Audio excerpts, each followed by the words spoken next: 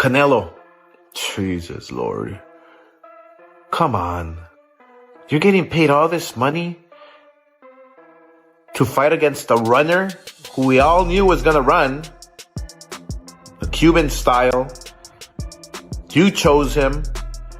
And now you say you hate fighting runners? Well then, don't fight runners. I don't know what the he was doing, you know. I heard that that's never happened to him until he got with Reynoso's group, you know what I'm saying? So maybe they are doing shit that they're not supposed to be doing, you know what I'm saying? Maybe they didn't clean him out at the right time and he got caught up, you know? So, you know, I guess I'll just wait for him too. I just got to focus on July 12th. You know, after that, anything can go. It was, it's not interesting to see the fight when one person doesn't want to win at all. But it was hard to fight for Canelo because he was always aiming, and even the skull didn't throw punches, and it's hard to catch him. You know, he's just moving, but his movement is good, to be honest. Yeah. We're done with the job. The face of boxing, Canelo Alvarez, might finally be done. The storm that has been after him for years is to blame, not a hard hit or getting older. PEDs, steroids, and cheating are all said to have happened. People called him the pound-for-pound king, Floyd Mayweather's clear replacement, and the Mexican Golden Kid. But he's in a lot of trouble now. And it's fucked up that they don't got Tank as one of the top guys, pound for pound. And you look, they can rate Canelo up there, and I just feel like Canelo is one of the guys. He's one of the top guys up there, but he's not the only guy. Even though Spence went through what he went through, and Crawford, these guys should be rated up there. Every time they went out there, they done what they had to do. There's so many young fighters that's up and coming that we don't talk about. That kid Ennis Booth, don't sleep on him. Don't sleep on him. I tell these fighters, don't. Hell of a fighter.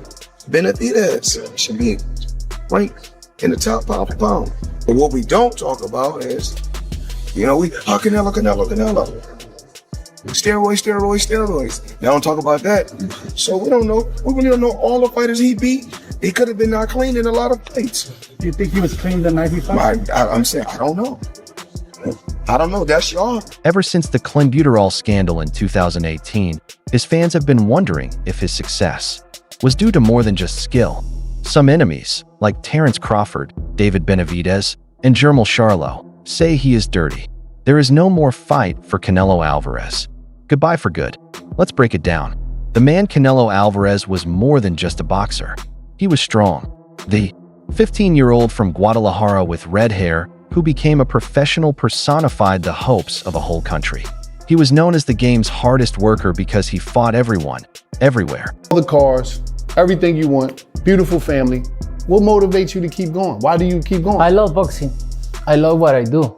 I still enjoy my training camps. I enjoy boxing. I love this. I enjoy a lot this. So, and I want to continue make history because I want to put my name in a big stage, in a big position for my history. So, and I still enjoy it. I love what I do. He was the first and only undisputed super middleweight champion. He was also the most famous person in Mexico, the face of pay-per-view boxing, and a single winner. People talk shit and say whatever they want to say, but look at Canelo.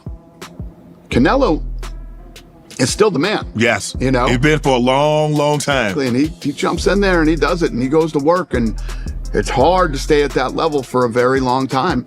And Canelo's another guy. I mean, what's this guy clipping 40 mil a fight? Miguel Cotto, Gennady Golovkin, Sergey Kovalev, Billy Joe Saunders, and Caleb Plant were some of the people who fought him. The list is very long.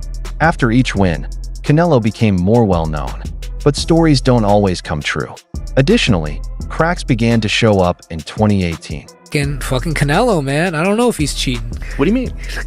I feel like Canelo juices.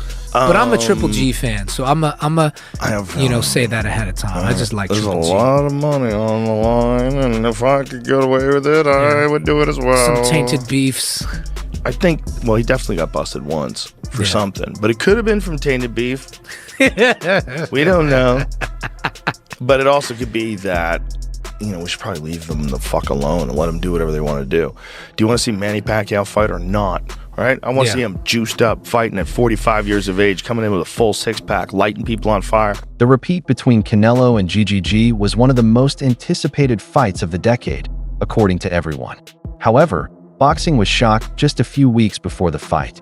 Canelo failed 2 tests that showed he had the illegal drug Clenbuterol in his system. Canelo Alvarez failed a drug test before his big Triple G fight in May, and he's blaming Mexican cows. All right, here's the deal. 2 months until the rematch with Gennady Golovkin on May 5th is going to be the big fight, and he's been taking drug tests leading up to the fight, standard operating procedure. This time he popped for a substance called Clenbuterol, which is a banned substance. As a matter of fact, it helps you cut weight. A lot of people use it illegally to cut weight while maintaining muscle mass. He is saying he did not cheat. He's not a cheater. I did not intentionally take Clenbuterol. Problem is, I've been training in Mexico and eating contaminated cow beef. That's what he's saying. There's a problem apparently in Mexico where some of the cattle are being injected with Clenbuterol, which helps cows. It's illegal in the United States, but some places outside the United States, even some places in the United States, will use Clenbuterol to grow bigger cows, to up the protein content in the meat. And he's saying that what he had was contaminated meat because his training center is in Mexico and there's a problem with Mexican meat down there. He even issued a statement saying, quote, he said it was because the beef from Mexico was bad. Fans didn't agree with the fact that Clenbuterol was found in Mexican cow feed. They thought it was a good reason for a fighter who always seemed bigger, stronger, and more powerful than everyone else. If Canelo was 100% confident in himself, I don't know why he wouldn't fight me, especially since, you know, seeing that everybody in his team is on steroids, which means including him, so he never got off You the think steroids. he's on steroids? Of course. How does 5? You saw De La Hoya call him out. How do 5 people out of your camp get tested positive for steroids? You know what I mean? No, all those fucking dudes in that camp are dirty. Canelo was banned for 6 months by the Nevada State Athletic Commission. The fight had to be put off because his reputation, which had been safe up until that point, was suddenly in danger. The most important facts about battle speeds. They will always be linked to your name. As of now, the rain has not subsided. In fact, it has gotten stronger. Simply stated, David Benavidez said, Canelo would fight me if he had full faith in himself. But if 5 of the guys in your group test negative. Nothing. Jamal, I'm just asking, when you think about Canelo and the PED usage, right? This is probably the 4th or 5th fighter out of that camp that's come up hot for PEDs. Just what are your thoughts around that? And I've been telling y'all about Snack for a long time. Victor Conte them. All right, so like, all right, hear me out. No bullshit for real. They make the drug at the limit of non-responsible. All right. So like this right here, this level is you're banned. That's a banned substance. They will make the drug all the way up to the line of the banned substance, but it doesn't show, so it's not responsible. So they've been doing that shit for years, but now that they, you know, tapped into it, it's getting caught. Y'all think Canelo hasn't been taking Clenbuterol for a long ass time? Y'all think he ain't back on that shit? Or y'all think it was just in the state? Because I go to Mexico all the time. I'm from Houston, from Texas. I'm in Mexico all the time eating steak. I ain't never got popped for no shit like that. When you think about they microdosing it. They're look, no excuse. I'm not trying to put nobody out there. This not just boxing. This a lot of athletes all over the world. They make the drug right there to the line of like this qualification, but they don't surpass it. So they're not getting caught for it. A lot of these fighters are all kind of shit. You are one of them. After that, everyone knows what's going to happen. You are all dirty. Jalal Charlo said that Canelo was microdosing, which means taking very small amounts of Clenbuterol to avoid being caught. It was Charlo who said, "You guys think Canelo hasn't been taking Clenbuterol for years. Please move quickly." What's up, everybody? I want to give a big shout out to Snack for always supporting and helping me out with this previous fight. Snack strong, baby. Terrence Crawford has already stepped up his training for the game in September. He has not been cleaned by anyone. If your opponent calls you out before a fight, makes fun of you in public, or makes other people doubt your wins, you could lose your job. It doesn't matter how many belts you have. There's not much you can do either. The other thing about it is, like, once your body doesn't produce it anymore and you're in your late 30s like that and you've been juicing for a long time. There's like Clomid and stuff that tries to or HCT or HTC. What's is that that's a cell phone? Either way, HCG or something like that. Whatever it is, but it's supposed to boost your testosterone naturally, but never to the levels when you're injecting that Jamba Juice. No, not only that though, you can't take that stuff. It's not illegal. in the UFC. Right. It's illegal. I'm just saying that's true. I guess when he retires, he can do whatever the fuck he wants. Yeah. Yeah, when he retires or goes to Ryzen. Can you imagine? If the UFC lets him out of the contract and then all of a sudden he disappears for like 8 months and just we hear just locked in the house with horse meat. Bag. Just fillet of horse all day. He's eating that Canelo meat. And goes back to deadlifting and hanging out with power lifters. Let's tell the truth. When you box, fees are very important. They not only make you stronger, but they also help you lose weight and get back to normal faster. They give you the strength to fight that other heroes don't have. A lot of people feel lied to by this. PEDs are bad because they do more than just make it easy to cheat. When one boxer has an edge and the other doesn't, every hit is a bomb. The fact that Canelo's team has a history doesn't help. It was also found in Jamie Munguia, another close friend. Benavidez says that Canelo and the rest of his team are participating because of this. This is the real tragedy. Canelo has used up all of his choices as a fighter. He has been in charge of boxing for almost 10 years, brought together different divisions, and fought top fighters pound for pound. Not only winning leaves an effect, but other things do too. It's about how the people who want you to succeed remember you. At the moment, Canelo also runs the risk of being seen as a cheat instead of a hero. Think about names like Barry Bonds or Lance Armstrong. No matter how good they were as players, they were hurt beyond repair. That shade casts a shadow over Canelo. Everyone watch this. How would you have done if you didn't cheat? It'd be very difficult, right? Old school doping, cortisone, and other things here and there. 1, maybe 2%. EPO is a 10%. What do you think we all did? But you didn't get 10% better. You got 100% fraudulent. This isn't about redemption. It's reputation damage control in disguise. You didn't make a tough choice. You made the easiest one. Lie, inject, win, repeat. And while you were stacking trophies and $1 million brand endorsements, you were burying every clean athlete who still believe in hard work. You were a role model to me as well until you became a warning label. You didn't cheat the system. You cheated the fans, you cheated the sports, and you cheated yourself. And now you're trying to justify setting a wrong example for anyone who's actually trying to get ahead in life. And this is exactly why I don't do business with anyone who buys followers and likes on social media. Because if you lie about that, what else are you lying about? What are your thoughts about that? Everyone knows that Canelo Alvarez is not the same winner he used to be. It's not as successful to use fire, bombs, and a strong presence. Think about the fight he had with William Skullknot. Long ago, Canelo fans were thrilled because they thought he would do great. They saw 12 dull rounds of boxing where Canelo looked more like a guy chilling out than the pound-for-pound king he used to be. Canelo wasn't scared of Skull, even, though he was a little-known Cuban fighter. It was absolutely crap, load of rubbish. The fight really was a waste of time.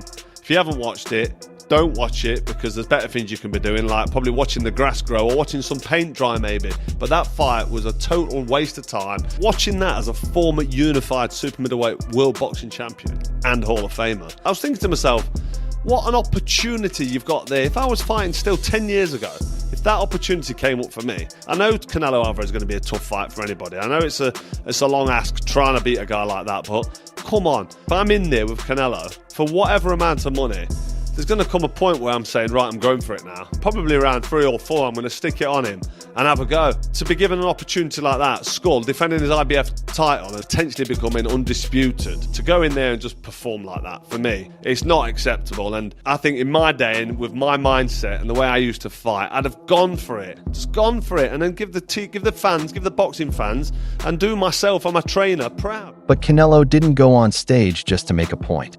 He didn't even try to finish. He tried to avoid talking to boxers.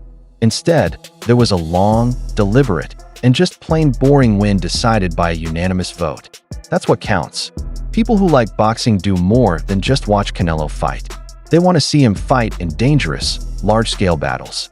Wars that changed the world for a long time. He has had trouble with a certain word for a long time when talking about big problems. This is David Benavidez, the Mexican monster. Fans have yelled for this fight. Some people in the boxing world have asked for it. But Canelo has always avoided, ignored, or gotten around it. As he keeps beating opponents and becoming the real king at rank 168, Benavidez picks safer strategies like Skull. This is seen by more than just fans. The idea is being talked about by experts, past combatants, and even promoters. Canelo is not stating his opinion.